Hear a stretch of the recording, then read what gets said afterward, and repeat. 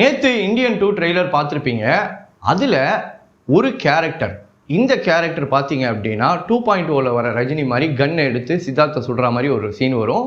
இதே character comeback Indian அந்த intro வீடியோலேயே வந்திருக்கும். இது யாரு, இந்த படத்தில் ஏன் இது முக்கியமாக சங்கர் வச்சிருக்காரு அப்படிங்கிறது வெகு சில பேருக்கு மட்டும்தான் தெரியும். இந்த வீடியோவில் அது என்ன அப்படிங்கிற விஷயத்தை போட்டு உடைக்க போகிறோம்.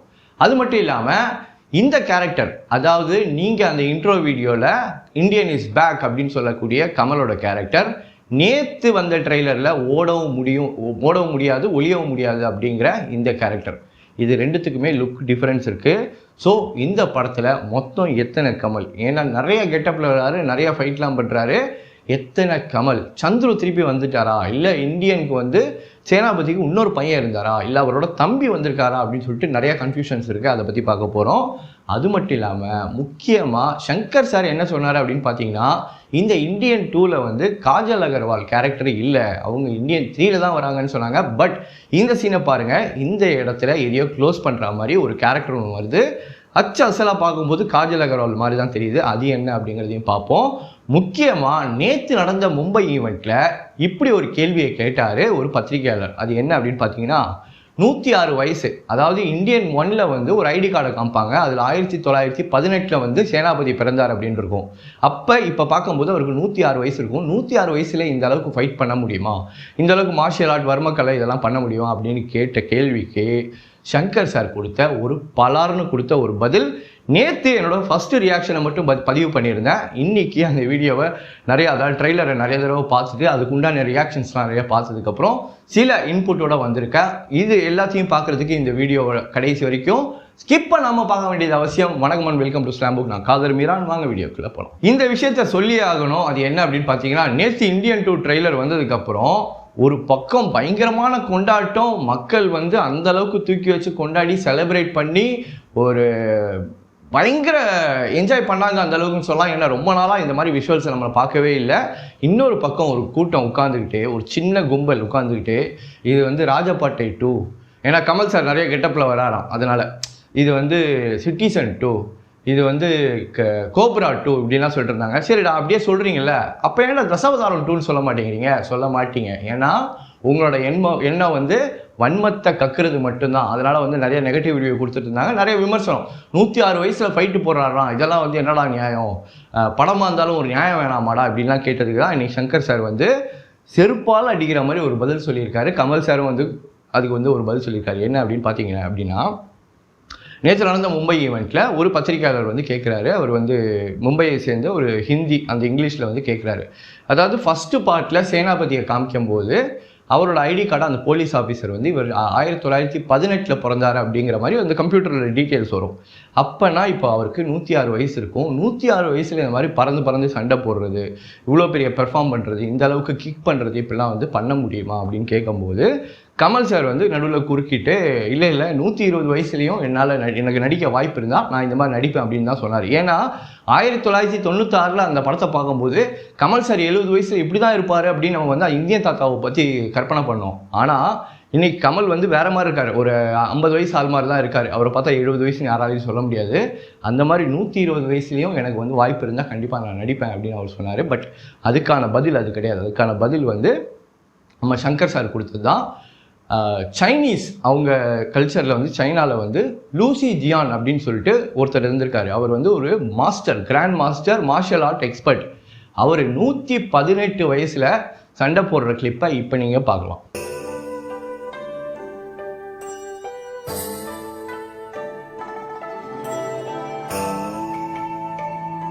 ஸோ இப்போ நீங்கள் பார்த்த இந்த கிளிப்பில் வந்து அவருக்கு 118 வயசு.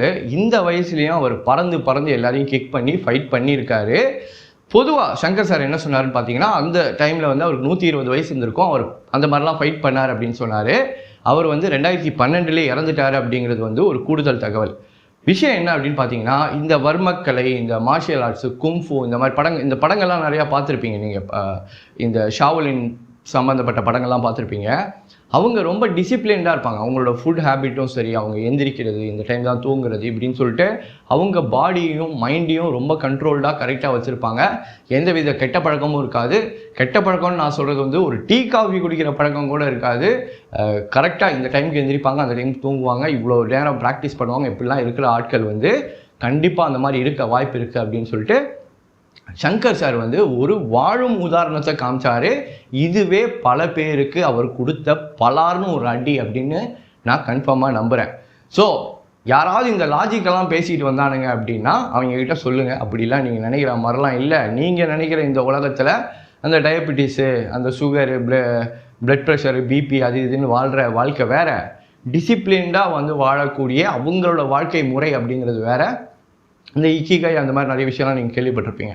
ஸோ அவங்களோட கல்ச்சர் அப்படி இருக்கிறதுனால இது வந்து பாசிபிளான விஷயம். இதெல்லாம் பார்த்துட்டு தான் நாங்கள் வந்து சேனாபதி கேரக்டரை வந்து அதை அப்ளை பண்ணி படம் எடுத்திருக்கோம் அப்படின்னு சொன்னார். ஓகே, இது வந்து ஃபஸ்ட்டு விஷயம்.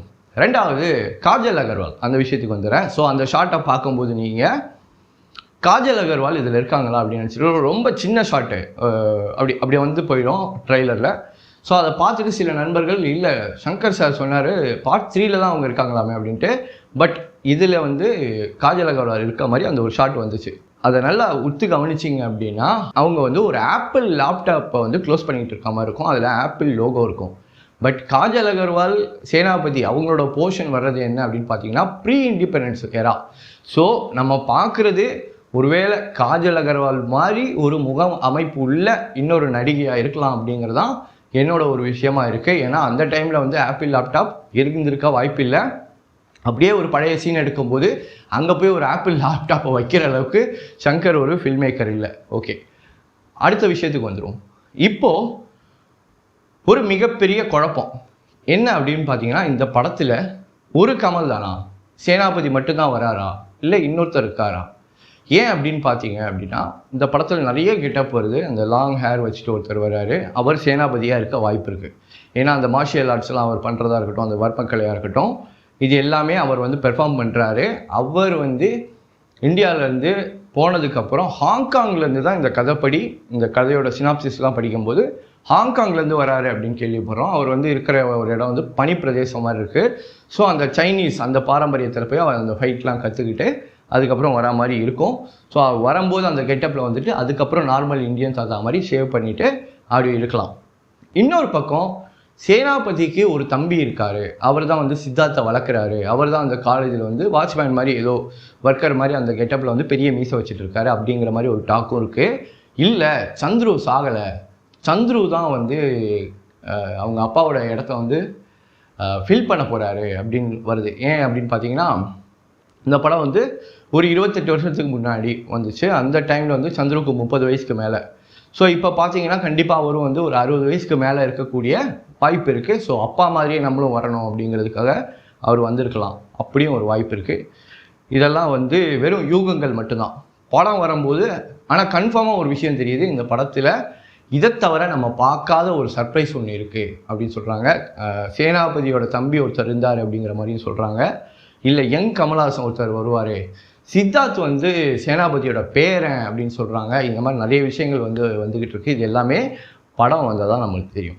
ஓகே, கடைசியாக இந்த கேரக்டரை பற்றி நான் சொன்னேன்ல, அந்த வழுக்க தலையாக கையில் வந்து இந்த 2.0 ரஜினிகாந்த் மாதிரி எந்திரனில் வரும் அந்த ஹாப்பி தீபாவளி ஃபோக்ஸ்ன்னு சொல்லிட்டு அந்த கன் எடுத்து சித்தார்த்தை சுடுற மாதிரி சங்கர் சார் படத்தோட ரெஃபரன்ஸ் அது வச்சுருக்காங்க.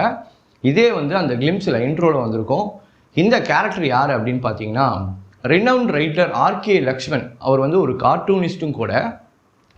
இந்த கேரக்டரை வந்து ரொம்ப வருஷமாக கிட்டத்தட்ட ஒரு 50 வருஷத்துக்கு மேலே இந்த கேரக்டர் எதை ரெப்ரசன்ட் பண்ணுறது அப்படின்னு பார்த்தீங்கன்னா உங்களை ரெப்ரசன்ட் பண்ணுது, என்ன ரெப்ரசன்ட் பண்ணுறது. அதாவது காமன் மேன் அப்படின்னு அதுக்கு ஒரு உருவம் கொடுத்தா அந்த உருவம் வந்து இப்படி தான் இருக்கும் அப்படின்னு ஆர்கே லக்ஷ்மன் போட்டு போனதை நிறைய பேர் வந்து ஃபாலோ பண்ணியிருக்காங்க.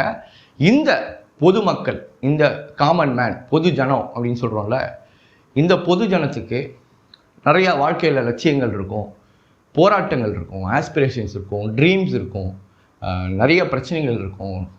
அரசாங்க அதிகாரிக்கு லஞ்சம் கொடுக்க வேண்டியது இருக்கும், வேலை தேட வேண்டியது இருக்கும், பஸ்ஸுக்காக காத்திருக்க வேண்டியது இருக்கும், ஒரு இறப்பு ஒரு பிறப்பு கூட சர்டிஃபிகேட்டுக்காக அலைய வேண்டியது இருக்கும். க்யூவில் நிற்க வேண்டியது இருக்கும், கல்யாணம் பண்ண வேண்டியது இருக்கும், குழந்தைங்களை ஸ்கூலில் சேர்க்க வேண்டியது இருக்கும். இந்த மாதிரி தினம் தினம் கஷ்டப்படக்கூடிய, தினம் தினம் எதுக்கு பின்னாடியே ஓடிக்கிட்டு இருக்க ஒரு பொதுமக்கள், ஒரு காமன் மேன், அவனுக்கு உருவம் கொடுத்தா இவர் தான் அந்த உருவம். ஸோ நீங்கள் ஸ்க்ரீனில் பார்க்கலாம் அந்த உருவத்தை. இந்த உருவம் தான் ஆர்கே லக்ஷ்மண் கொடுத்தது. இதை ரெப்ரசன்ட் பண்ண மாதிரி தான் மறைந்த எழுத்தாளரான சுஜாதா எப்போவுமே அது யாருங்க கேள்வி கேட்குறது அப்படின்னு சொல்லிட்டு ஒருத்தர் கேட்பார். ஏதாவது ஒரு பஸ் ஸ்டாப்பில் இல்லை கவர்மெண்ட் ஆஃபீஸில் நீ யாருப்பா கேள்வி கேட்குறது அப்படிங்கும்போது திருவாளர் பொதுஜனம் அப்படின்னு ஒரு வார்த்தையை எப்போவுமே சுஜாதா சார் யூஸ் பண்ணுறது உண்டு. அந்த திருவாளர் பொதுஜனம் தான் இந்த ஆர்கே லக்ஷ்மணோட காமன் மேன் அப்படிங்கிற கேரக்டர். நிறைய பேருக்கு இது தெரிஞ்சிருக்கும்.